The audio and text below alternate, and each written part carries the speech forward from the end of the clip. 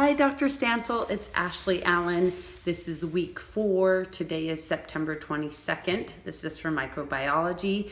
So this is lab 1. This is methyl red, and excuse my pronunciation, Voges Proskauer. I had to write it down, and Catalase testing.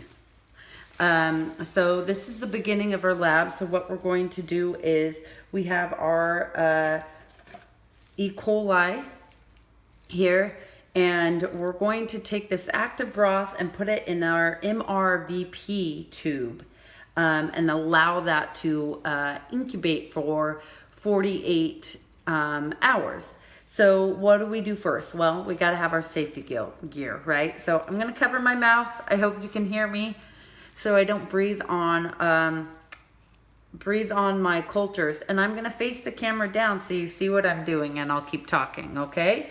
So we'll bring this down to what I'm doing here. So the first thing I'm going to do is I'm going to take my active culture here, and I'm gonna open it up, and we gotta make sure we kill anything hanging out here. So we don't want any contaminants, okay? So, and then we're gonna do this to our MRVP broth, which I labeled E. coli as well. And, oh, we had a little spill, and that happens. So good thing we have some bleach. So we'll do the same thing to this tube. Make sure we don't have any contaminants running around the flame here. And then I have my pipette that was just in the alcohol, and I shook it off. So here's our alcohol, and I was shaking it off. And I'm going to go into the active culture. I'm going to go to the bottom because I feel like a lot of things hang out in the bottom. And then we're going to go grab our MRVP E. coli and put 4 drops. So you ready? 1, 2, 3, 4.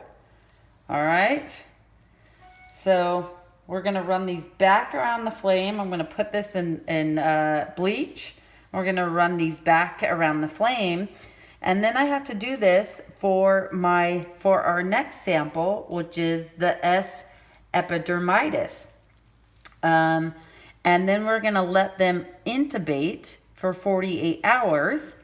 And then we'll get back to why the methyl red and the Voges Proskauer are so important, okay? So I just wanted to touch base with you, show you the beginning process. We gotta let this guy incubate. Thanks, Dr. Stansel. See you later.